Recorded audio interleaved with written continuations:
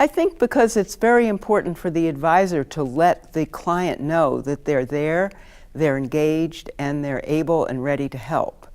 When people have life changes that involve their money, and most life changes do, like a divorce, like a death, like a job loss, or bad health, they need the help of the financial advisor to guide them about their money.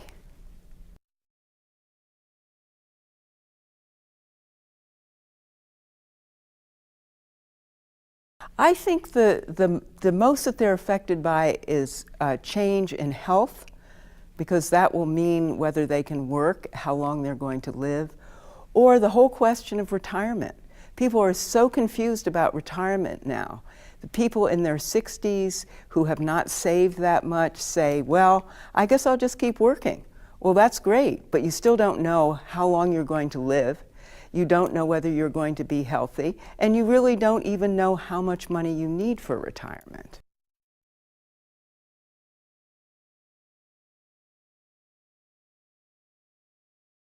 A sudden death is very difficult to deal with because it's not expected. You know, if somebody is 30, if somebody is 50 and they die, if somebody is 95 and they die, that's really no surprise.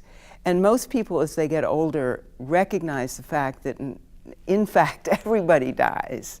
So they start to plan. There's some sense of thought and structure put into death. Whereas for something that's more fluid, like health, or even like retirement, there's enough confusion and suddenness about the event that people aren't that planned about it. And they may have a lot of fantasies. I hear so much about, oh, well, it doesn't matter if I've saved enough because I can work. I can work until I'm 80 or 90. Well, that's great, as long as you're healthy and as long as your company will allow you to work that long. So there's so many unknowns. And because they're hard unknowns, nobody wants to think about them. So it's easy to just kind of avoid.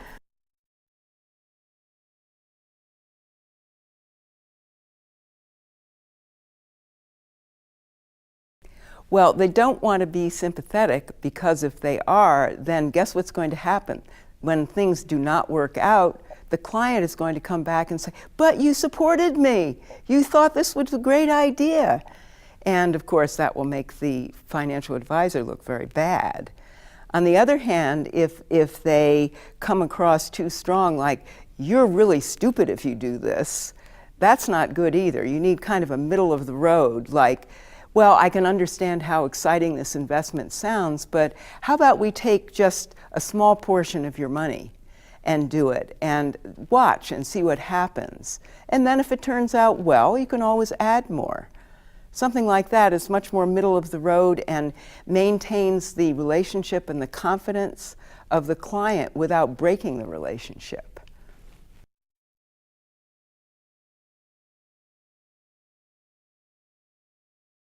That's a great one.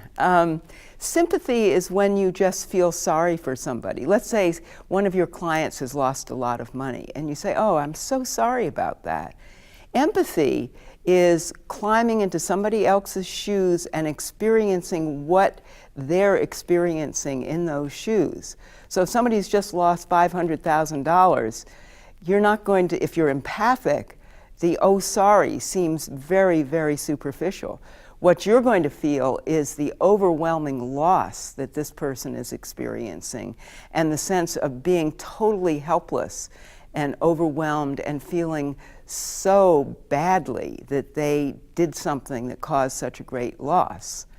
So if you can get into that sense of what the person is feeling, then I think you're a much better guide to them because you really know the pain of what they're experiencing.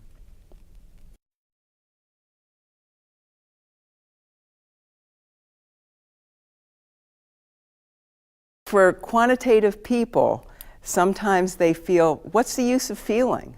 What's that going to do me? That doesn't add or subtract or multiply. So what I advise is to practice trying to be aware of what you're feeling, if you can accept the idea that knowing what you're feeling is a very important skill to have, particularly in dealing with other people. And I have a little cheat sheet about it. If you can think of, are you feeling glad, sad, mad, or bad? Just start with that. That's really simple. And if you can start to identify what you're feeling, that's one big step to becoming more empathic, because then you value your feelings. It'll translate to valuing other people's feelings more. Most people who are quantitative just value their quantitative abilities so much they simply don't pay that much attention to their feelings. So it's my belief if they learn to focus on them, they will do just fine.